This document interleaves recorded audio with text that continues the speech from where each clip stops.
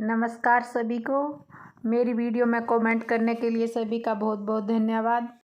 आज की कथा में ब्रह्मा जी द्वारा माली सुमाली को सूर्य के कवच और स्त्रोत की प्राप्ति और सूर्य की कृपा से उन दोनों को निरोग होने का वर्णन तत् नारद जी के पूछने पर नारायण जी बोले हैं, मैं सूर्यदेव के पूजन का क्रम और संपूर्ण पापों को व्याधियों से वियुक्त करने के लिए कवच और स्त्रोत का वर्णन करता हूँ। सुनो, जब माली और सुमाली यह दोनों देव व्याधि ग्रस्त हो गए, बीमारी से ग्रस्त हो गए, तब उन्होंने स्तुति करने के लिए शिव मंत्र का प्रदान करने वाले ब्रह्मा जी का स्मरण किया और ब्रह्मा जी ने बैकुंठ में जाकर कमलापति श्री विष्णु से पूछा। उस समय शिव जी भी वहां पर थे, श्री हरि के सन्निकट विराजमान थे। ब्रह्मा जी बोले, हे माली और सुनाली, तुम दोनों दैत्य व्याधि ग्रस्त हो गए हो, इसलिए उनके शरीर से विनाश का कौन सा उपाय हो सकता है। विष्णु ने कहा, हे ब्रह्मा, ये दोनों पुष्कर में जाकर वर्ष भर तक मेरे अंशभूत व्याधि अस्ता सूर्य देव की सेवा करें, इससे वे रोग मुक्त हो जाएंगे और व्याधि से बच जाएंगे। जगदीश्वर उन दोनों को रोग नाशक महात्मा सूर्य का स्त्रोत कवच और मंत्र को कल्पत्र के समान है प्रदान कीजिए। हे ब्राह्मण, समय श्री हरि तो सर्वदय प्रदान करने वाले हैं और सूर्य रोग नाशक है, जिसका जो भी विषय है उसके विषय में वह दोनों संपत्ति प्रदायक है। इस प्रकार विष्णु और शिव जी की अनुमति पाकर ब्रह्मा जी उन दैत्यों के घर गए। तब दैत्यों ने उन्हें प्रणाम करके कुशल समाचार पूछा और बैठने के लिए आसन दिया। उन दैत्यों का शरीर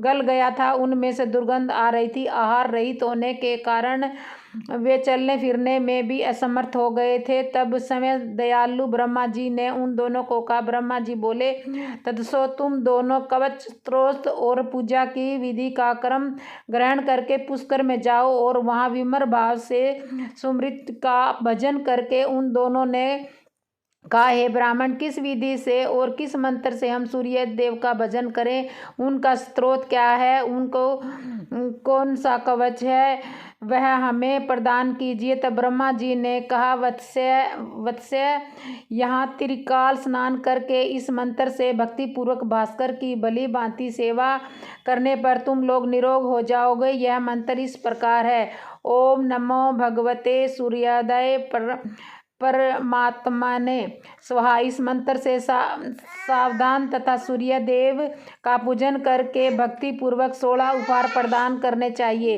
ये ही पूरे वर्ष भर तक करना होगा, इससे तुम लोग निश्चय ही रोग मुक्त हो जाओगे।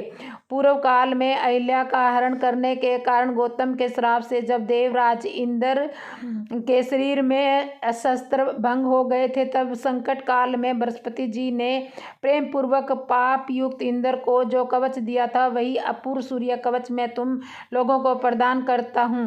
बृहस्पति जी ने कहा, सुनो, मैं उस परम अद्भुत कवच का वर्णन करता हूँ जिसे धारण करके मुनि गण पवित्र होकर भारतवर्ष में जीवन मुक्त हो गए और कवच के धारण करने वाले के सनिष्ठ व्याधि भय के मारे उसी प्रकार नहीं जाती जैसे गरुड़ को सांप दूर भाग जाते हैं। इसे अपने शिष्य को गुरु भक्त और शुद्ध को बतलाना चाहिए, परंतु जो दूसरों के दुष्ट स्वभाव वाले शिष्य को देता है वह मृत्यु को प्राप्त हो जाता है। इस जगत विलक्षण कवच के प्रजापति ऋषि है, गायत्री छंद है और समय देवता है। व्याधि नाश और सौंदर्य के लिए इसका विनियोग किया जाता है। यह सार स्वरूप कवच तत्काल ही पवित्र करने वाला और संपूर्ण पापों का विनाशक है।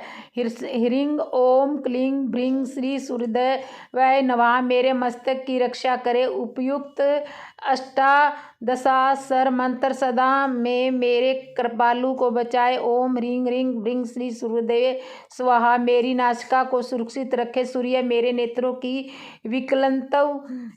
विकरर होठों की और दिनकर दांतों की रक्षा करे। प्रचंड मेरे गड्ढस्थल का मात्रदंड, कर्णों का मेहर, स्कंद और पुष्प जंगा का सदा पालन करे। रवि मेरे वृक्ष स्थल की समय सूर्यदेव मेरी नाभि की और सूर्यदेव नमस्क्रम कंकताल की सदा देख रेख करें, वरन हाथों को प्रभाकर, पैरों को और असमर्थ सलीब निभाकर मेरे सारे शरीर को सुरक्षित रखे। वत्स्य, यह जगत विलक्षण नामक कवच मनोहर और त्रिलोकी में परम दुर्लभ है। इसे मैंने तुम्हें बता दिया। पूर्व काल में पुलुस ने पुष्कर क्षेत्र में प्रसन्न होकर इसे मुनि को दिया था, वहीं मैं तुम्हें दे रहा हूँ। इसे तुम किसी को मत देना। इस कवच की कृपा से तुम्हारा रोग नष्ट हो जाएगा और तुम निरोग हो जाओगे, श्री हरिसंपन्न में जाओगे। इससे समय नहीं है, 1,00,000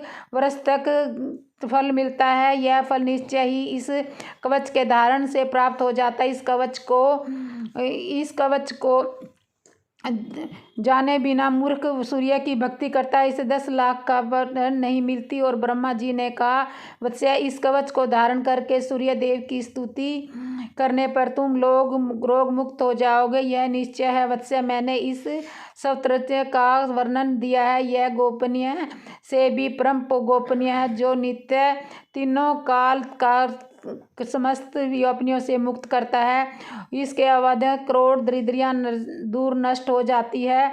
कलंक सभी विश्वेश्वर श्री सूर्य की कृपा से निश्चय है नष्ट हो जाते हैं। जो भयंकर कुष्ठ में दुखी, गलती अंगों का, नेत्रहीन, बड़े बड़े घावों से युक्त होता है, ग्रस्त, महान शूल रोग से पीड़ित अथवा अनेक प्रकार से व्याधियों से युक्त हो कर वह निश्चय 1 मास तक हरिष्य भोजन करके इस स्त्रोत का श्रवण करे तो वह निश्चय ही रोग मुक्त हो जाता है और उसे संपूर्ण तीर्थों में स्नान करने का फल प्राप्त हो जाता है। इसमें तनिक भी संदेह नहीं है। इसलिए पुत्रों, तुम लोग शीघ्र ही पुष्कर में जाओ और वहाँ सूर्य देव का भजन करो। ऐसा कहकर ब्रह्मा जी आनंद पूर्वक अपने भवन को चले गए। इधर वे दोनों दैत्य सूर्य देव की सेवा करके निरोग हो गए।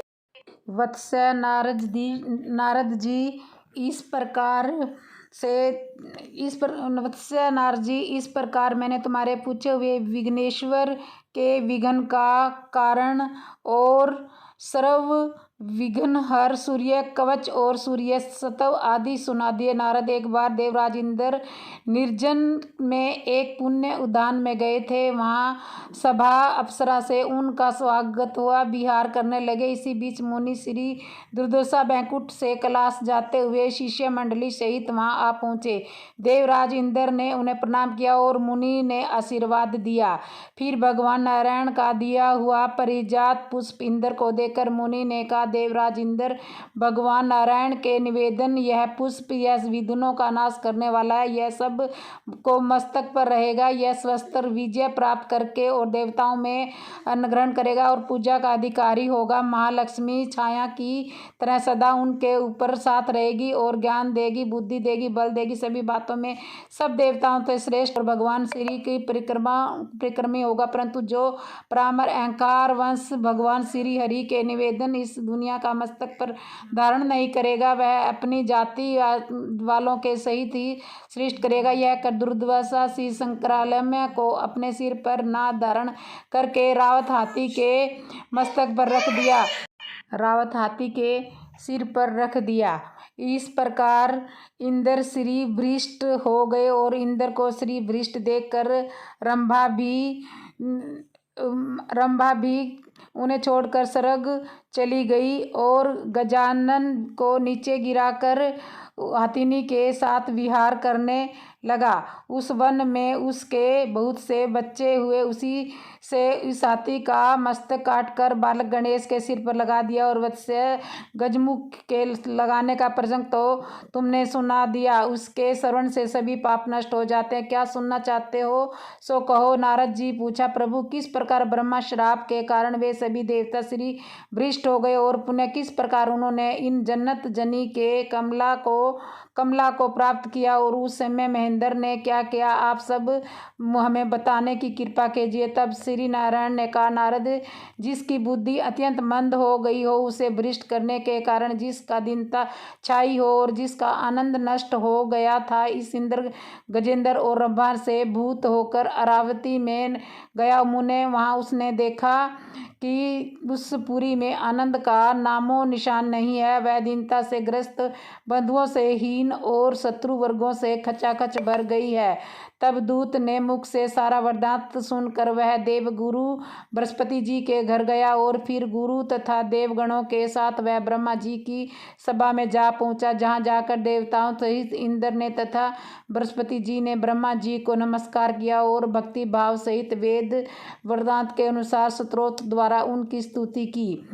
फिर बृहस्पति जी ने प्रजापति ब्रह्मा जी से सारा वृत्तांत कह सुनाया। उसे सुनकर ब्रह्मा जी ने नीचे मुख करके कहना आरंभ किया कि देवेंद्र, तुम मेरे प्रपौत्र हो और मेरे सौपन होने से सदा प्रज्वलित होते रहते हो, किंतु राजन लक्ष्मी जी के समान सुंदर सच्ची के पति होने पर भी तुम आचरण भ्रष्ट हो जाते हो, और जो आचरण भ्रष्ट हो जाता है उसे लक्ष्मी अथवा यश की प्राप्ति नहीं हो सकती। वह प्राणी तो सदा सभी सभा में निंदा का विषय बना रहता है। रंभा ने तुम्हें हत बुद्धि बना दिया है, इसी कारण तुमने दुर्वासा जी द्वारा दिए गए श्री हरि के कवच को गजराज के मस्तक पर डाल दिया। इस प्रकार सब के द्वारा भोगी होने का रंभा कहाँ है और श्री हरि से वरिष्ठ हो गई हो, जिसके कारण तुम्हें लक्ष्मी से रहित होना पड़ रहा है। और रंभा भी तुम्हें क्षण भर पसंद नहीं करती, त्याग कर चली गई है, क्योंकि वे वेश्या चंचला होती है और धनवान को ही पसंद करती है, निर्धनों को नहीं, और पुराने प्रेमियों का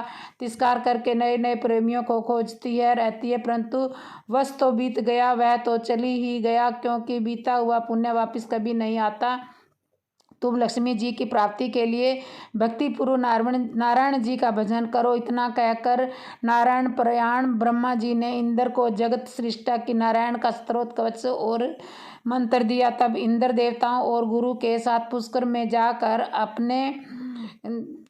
अपने अभिवचन करके उसके द्वारा श्री हरि की स्तुति में लीन हो गए। इस प्रकार पुण्यदायक शुभ भारतवर्ष में 1 वर्ष तक निराहार रहकर लक्ष्मी जी की प्राप्ति हेतु उन्होंने लक्ष्मीपति की सेवा की।